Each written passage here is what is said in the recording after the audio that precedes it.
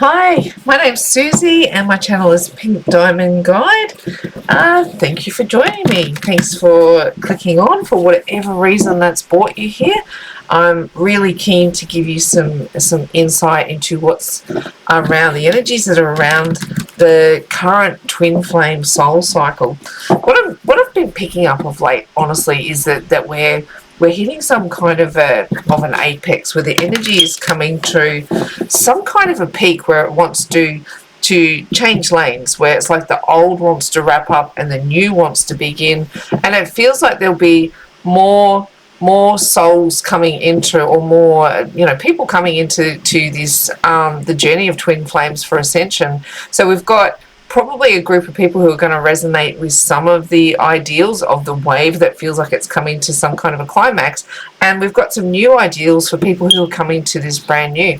And what I wanted to do with this channel is really sort of bring forth the energy that's cycling around twin flames for sure, and discuss some of those ideals, some of the doctrines, some of the patterns, some of the reasons for being, so that we're giving information to the whole collective, not just this cycle that feels like it wants to wrap up, but we really need to embrace that this cycle is merging and changing, and new people are moving into this journey by the day. And where I'm doing my readings sort of privately beyond YouTube, is I'm seeing this big shift. There's a definite, distinct group of people who've been on the journey for a long time, and there's these new souls coming into the journey new, and they are receiving a bucket load of, there's so much information out there now. Some of it is fluff and nonsense, and some of it is legitimately, there to be understood and embraced and there to help. And I kind of want to share what I've found to be true and to be helpful, and how you can put the pieces together to make sure that as you go through the journey, sure, there's pain, but what we want to avoid is that people are suffering, because we don't need to do that anymore. The information is more refined than it's ever been, so that those who are waking up on the journey new should have more of a foothold than those who came before them. And what I want to bring forward in what I'm doing here is what worked for me, what I found to be true, what I filtered out, what was useful, what was not. And yeah, have this collective really sort of embracing each other and moving forward, because ascension is happening. We are rising in this energy, and we are, we're coming to learn to live with it, which is really, really incredible. There's been so much work done on the ascension journey that oh yeah, look, it's ready to birth into the new. This is an interesting read, and what we have on the bottom of the deck. Oh, look, see, that's what I'm feeling. This feeling of moving. Oh, look, and the death card. Yep, moving to this new waters. This piece. Yeah, look, and here we've got these energies. See how they're conflicting? We've got these ideas of victory and one cycle ending and a new cycle beginning, amongst regret and remorse. We'll unpack that more deeply, but what we've got, we've drawn the Page of Cups, the Six of Pentacles, the Four of Cups, we've drawn the Hangman, we've drawn the Nine of Wands, we've drawn the Moon. Under the deck, we've got the Six of Wands, the Death card, the Eight of Cups, the Knight of Pentacles, and our fifth card at the bottom is the Five of Cups. This feels like, to me, this is energy that wants to push up from underneath the, where this shift is taking place. So you've got this death and this victory that kind of is this idea of it, the last of this energy, or this last of this wave wagging its tail, wanting to move into this new energy. They've learnt so much. The Knight of Pentacles has knowledge, but he kind of wants to take that moment where he rests and rest on his laurels, quite literally, and just take it all in before it moves into the next phase or the next cycle of what's playing out. And this is what what I was kind of alluding to as I was opening this reading, is that there's some conflicting energies that I'm seeing when I'm reading for people out in the community. I've got this energy of victory, and I've got this other energy that comes through where people are experiencing the pain and the suffering, regret, remorse, abandonment, rejection, all of those, things that we've now become accustomed to with these cycles. So let's have a bit of a dig into that and see sort of what Spirit's got to tell us around why these energies are coming forward. The Page of Cups is that idea of the new love, new birth it can be, yeah, and creativity. It's the idea of those energies that are associated with cups, which is love and caring and nurturing and all of those beautiful energies that comes with the cups. And it's in that infancy stage, it's in that newness, it's in like it hasn't developed into a mature emotional exchange. It's still in the beginning. It can represent an offer. It can represent this idea of, wanting to start again. It can exist under a couple of guises, and it's an interesting energy that comes in as, the force that's playing upon our consciousness at the moment. We have the energy of the Six of Pentacles, which is about this giving and receiving idea. It's this idea that it comes more into an exchange of wanting to give to the connection. What's happening in the soul space is here we've got, again, looking beyond the surface of what's happening and up to the divine, because that is now the language, particularly for the feminine. I know the divine masculine is on board now too, even if they're still a little underdone. They are listening more to the energy of the divine, or things that are of that higher consciousness realm. It's become the nature of the language for the feminine and the masculine to not necessarily just rely on what they're seeing in front of them as the be all and the end all. They're looking to the unseen to help them make decisions in their day to day, and it's in a capacity that hasn't been seen before. We do have this challenge of this energy still wanting to really come into its own. There is that still. Like it's, I can feel it, I can taste it. It's like we're on the edge of a breakthrough, on the edge of this discovery of truly what this energy feels like to walk in a day-to-day way. And so many in the collective are in that space. It's happening, but it's still got this pause over the top of it. Like it's not quite done yet. It's still not cooked. It's if it was something that you were baking in the oven, it needs another 10 minutes, and it can make you a little bit impatient because you can smell the food cooking. It smells like it should be done, but when if you went to go eat that thing, it'd probably be raw still in the middle. So it needs a little more baking, but the table is set, the smell is in the air. It's so close that it's time to invite the guests to the table to sit down to eat the meal. So nearly there.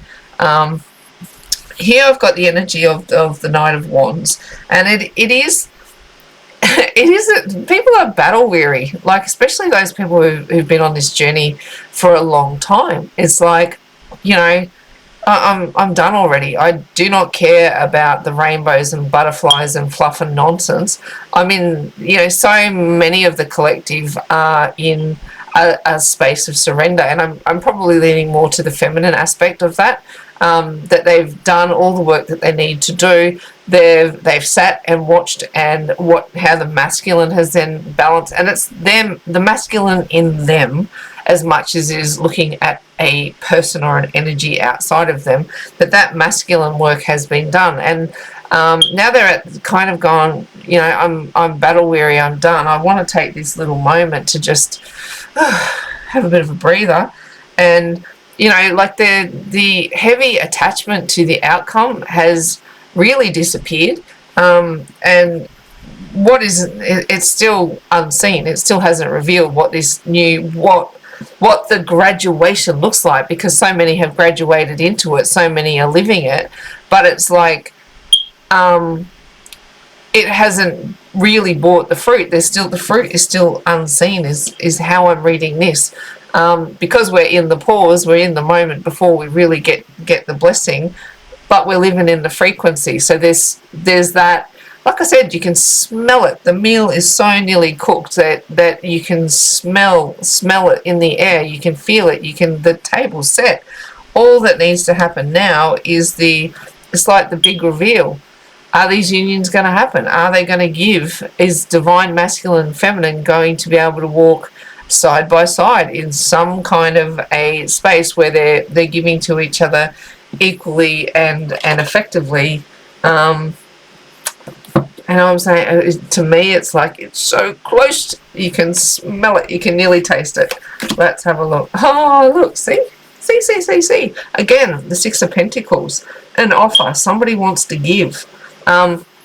It's not runner-chaser energy anymore. It's this feeling of look, the scales, this balance, this even exchange, of wanting to give. And wanting to give of the stuff that's been missing, the heart-based energy, the cups, like it's so close, we can taste it. And what do we got? Let's have a look. What do they want to give? See, look, here comes these offers. The Knight of Pentacles, yes, he travels slowly. We've got him down here too. Did I see him down here somewhere? The Knight of Pentacles. Look, this energy is persistent. It's been such a slow burn for this wave of divine souls, and even now, as it's like the offer wants to be delivered, he's still just sitting out there in the forest, resting on his laurels with everything that he knows. And I'm referring divine masculine, however that represents with you or someone that you're connecting with. They are still traveling slowly. It is the slowest moving energy, even when it is this close to being delivered. There he is, of these Six Pentacles. He walks first, and here, I offer you my pentacle. I offer you my stability. I offer you what I know to be true. Along with this Page of Cups, which is these fledgling ideas around love and caring and nurturing. These feel like offers to me. This feels like somebody coming forward, wanting to give, wanting to make offers, and all the right kind of offers. In the soul space, though, and this is kind of where it's kicking over. It's like it's still fantasy space. Got a couple of fours in there. So we've got the Four of Swords there, which again is this idea of being still in the dream space or in the fantasy space, or in the imagination of some description. It is still energy that wants to come forward, but is still just being felt at this point. Look, this person is looking to the divine. This person is looking to meditation. It's not reality yet. It's traveling with this slow pace forward, but it's being felt on such an intense level. When you close your eyes, you can probably sense the energy coming towards you. It's not you don't have to chase it anymore. If you've been the person who's been the chaser, the energy is not, it's coming towards you now. It's slow. I know it's painful, and the patience has been excruciating, but it's not far. It's not far. Look at this Emperor. This is interesting. The challenge is still, yeah. So we've got the Emperor, we've got the Seven of Cups. Oh my gosh. And again, we've got the Four of Cups, which is, this idea of, you've got the Moon there, which is, again, this idea of the unseen or things that happen over the cover of night. And the Four of Cups is this fantastical idea. It's what things are starting to manifest on the ground. You've got the Three of Cups on the ground. But look what the divine is bringing forth. This cup wants to be brought forth, but as yet it's not revealed. There's still a little, how I'm reading this sequence here is there's still a little bit of ego to burn off. The Emperor comes in the challenge position, which is, like when the Emperor is either, some people read reversals or however you want to take it. I look for a specific challenge in this position, and the Emperor comes out here to say that, the tough parts of the Emperor is this ego burn-off.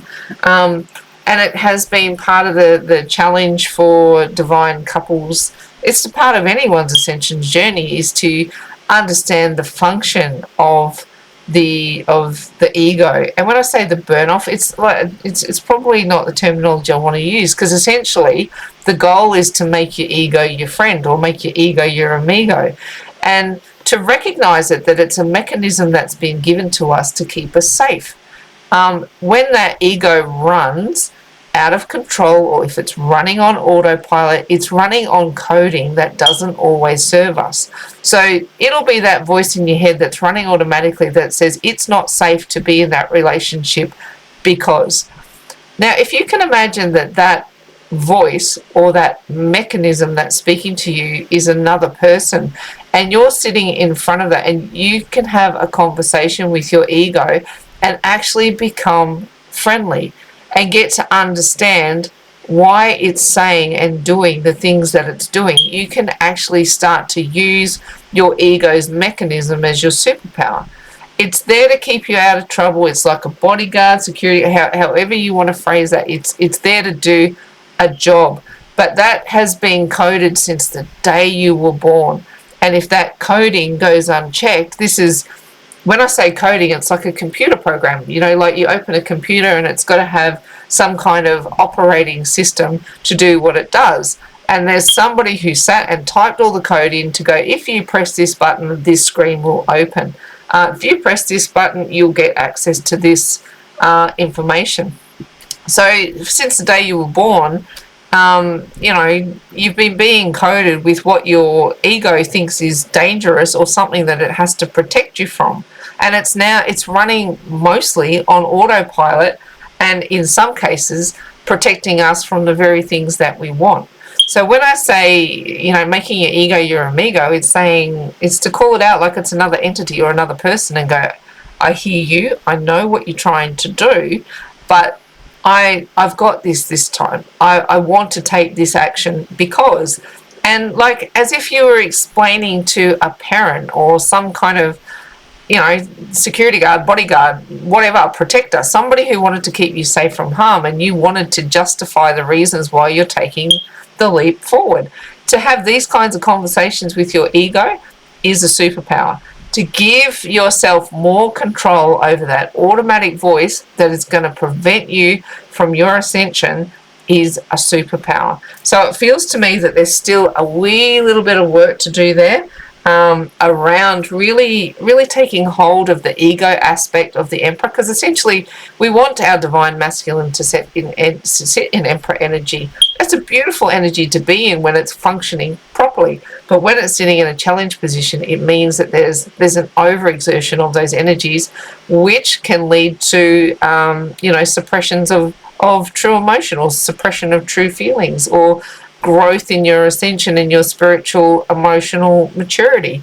So there is that wee little bit of work to do still. We still see it as a challenge, but I'm just not seeing it as the major challenge that it has been in the past, and definitely seeing more balance in how feminine and masculine are being carried in individuals. Over here, look, this is a bit of kind of a flow on from what I'm saying there, is like the ego doesn't actually know what's in those cups over here. We've got these options, and we're a little bit battle weary. We've been through a lot. There's a lot of pain, there's a lot of healing, there's a lot of lessons, and we don't actually know what we're selecting when we're looking at these cups and these options. It still is it still is a mystery to be revealed. And you might take one of those cups and it's all flowers and joyous and wonderful, but also in one of those cups you can see there's a snake coming out of it. So options are not fully understood or appreciated at this time, but I feel like they're being explored. And this idea of that I've got around it of being battle weary means how I'm reading it is that you're not really trusting the decisions that you've made, because in the past it's led to a lot of pain, it's led to a lot of lessons, and there's this feeling of wanting to just take a breather. And as much as this is playing out, this energy is still charging towards, or charging. I say charging, but it's the Knight of Pentacles. It's still moving in your direction, which is, it is a slower energy, but the offers are there.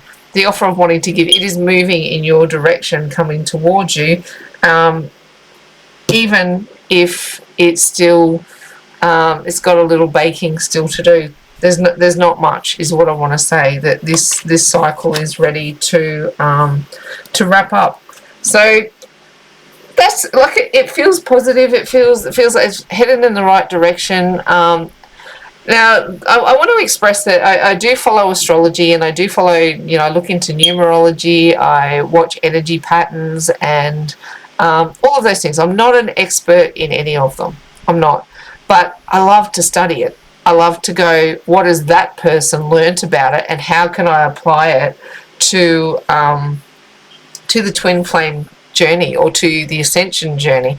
Because not everybody's on a twin flame journey, but Ascension is they're hand in hand. It's happening. So so I like to look into science. I like to explore different religions around the world. I look into astrology, numerology. I follow energy updates and look to see, has the sun had a flare? What planets are dancing together? I look for those energy updates from people who are the experts. I don't track them, but I definitely follow what's being discovered by the people who do. So I think sort of what I wanted to sort of share with anyone who's kind of waking up on this journey is that all of these pieces come together into a puzzle to help alleviate some of the pain and suffering that comes with finding yourself on an Ascension journey. And you read a lot online about patterns and doctrines and all of this kind of stuff, which, so much validity. Like there's a lot of great stuff out there, but it's this idea that that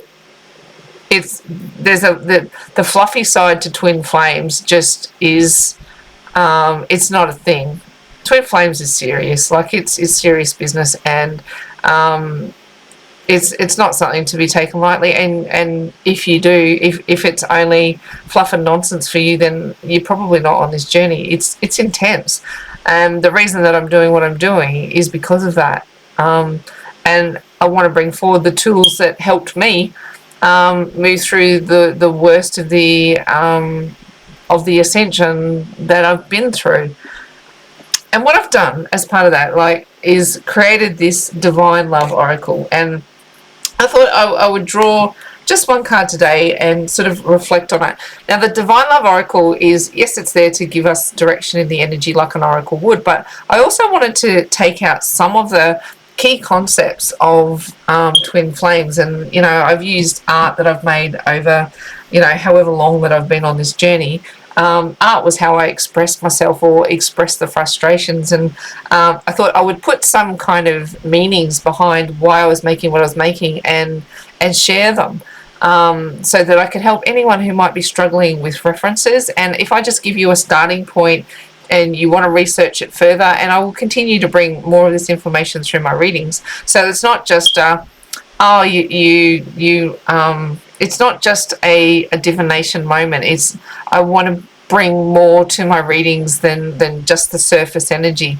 I want you to understand, I want anyone, I don't want to be bossy, but anyone who's interested in finding out more information, I want to provide as much as I can. So this deck is what I use, and my 65-day as well, which I'll explain a little more, but I thought I'd bring these into our readings. Now, the one I drew today was points of origin, and this is a big question I get asked in my readings, is where do twin flames come from? What are they? What is my understanding of separation and duality, and what is this idea that you're never separated, that you're always one? So points of origin to me is, I reflected really on what I've learnt about science and what they're understanding about quantum mechanics and this big quantum sea of potential, that essentially everything is a potential. It starts a potential, it And then when consciousness is applied upon it, it turns into something.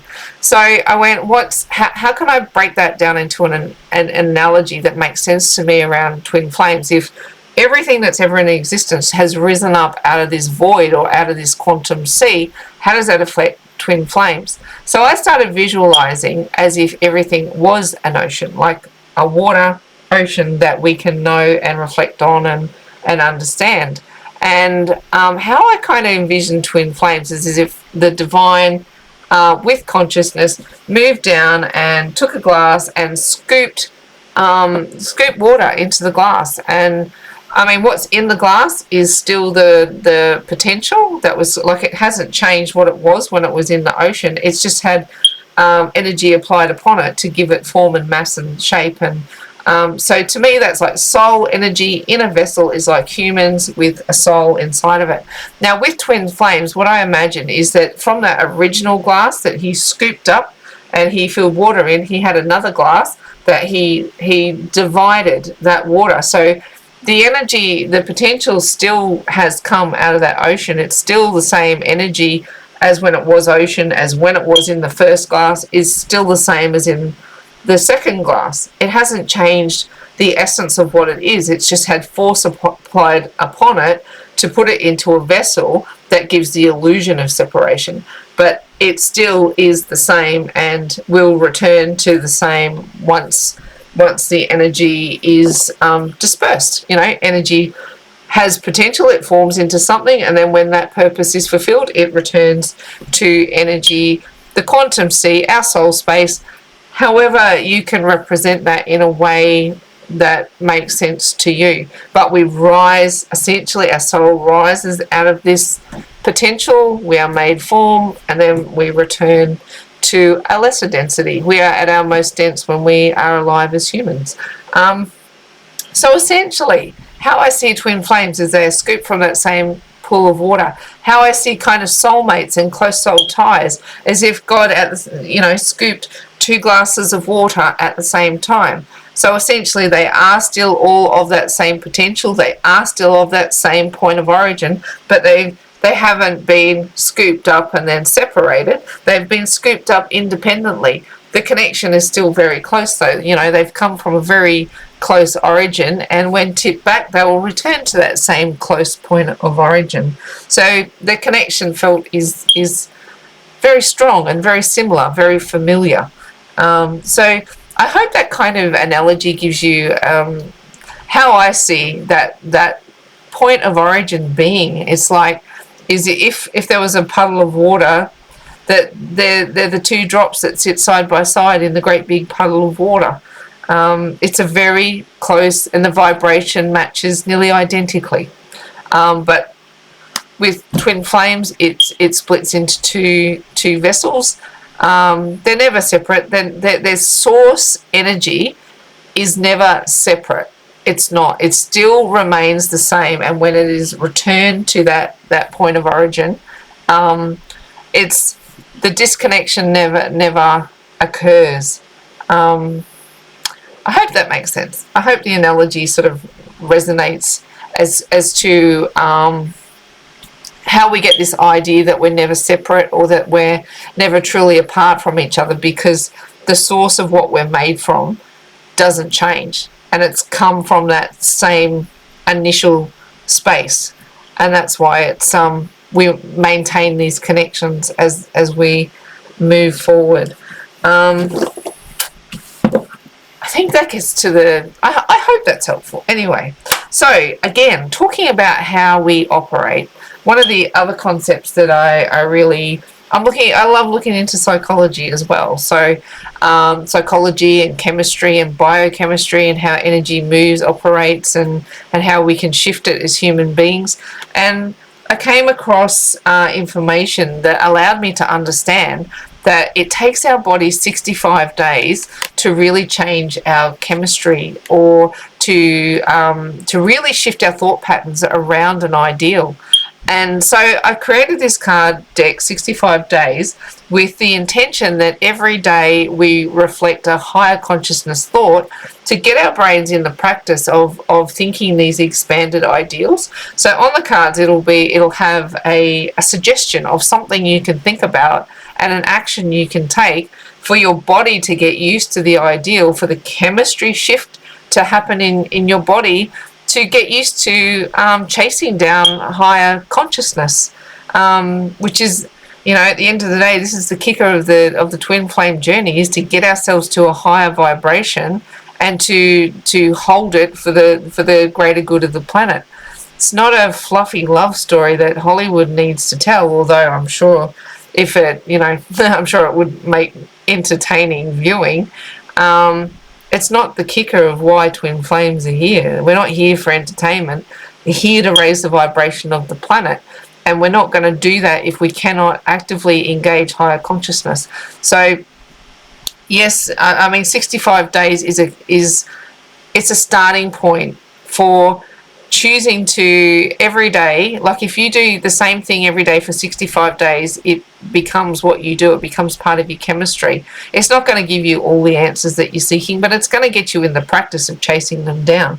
So 65 days is your starter. And today I've chosen the energy of healthily detached, which is really where I feel like the feminine is truly at.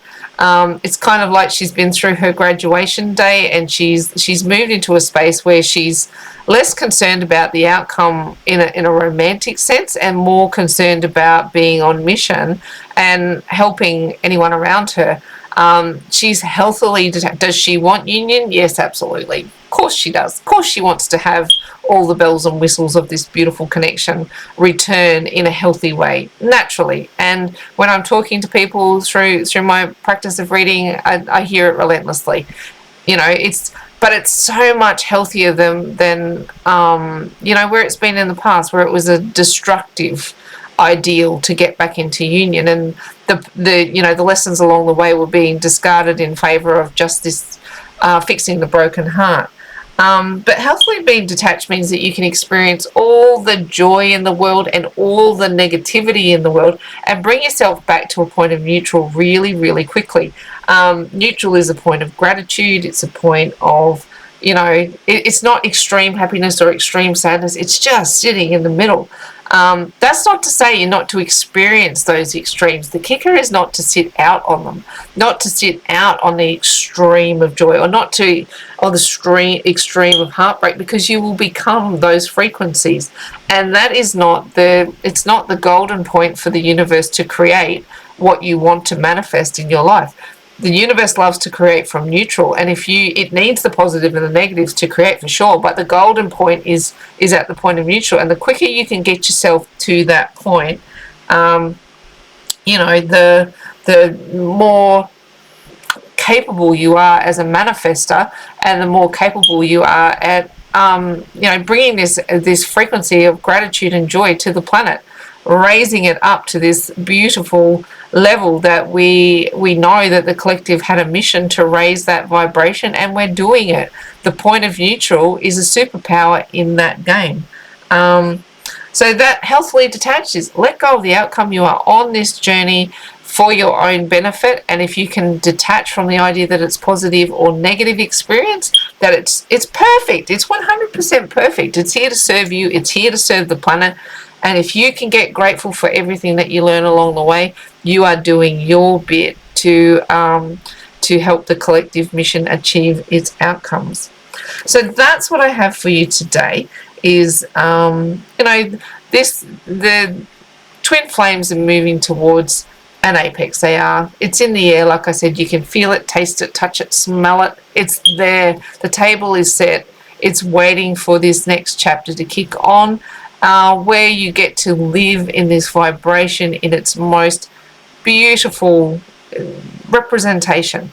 And as the waves of twin flames start to step into this vibration truly, and unions are part of that scenario, The next wave is going to start to birth in it, and twin flames all over the world will be helping other twin flames all over the world with this mission of raising the vibration of humanity. Exciting stuff, serious stuff, but let's continue to bring each other a whole lot of love. Now, if you like the way I present information, I know I drop a lot of stuff and it gets serious and intense, but I'm really, really excited to help as many people as I can.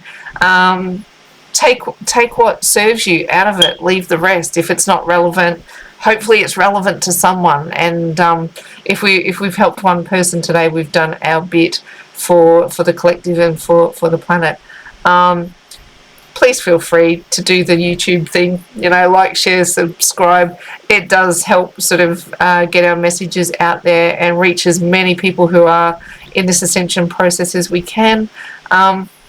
Love you to come back and join me, and if you like what I'm doing, see what else I've got to bring forward for you. Till then, do take care of yourself, and that's it from me. Bye for now.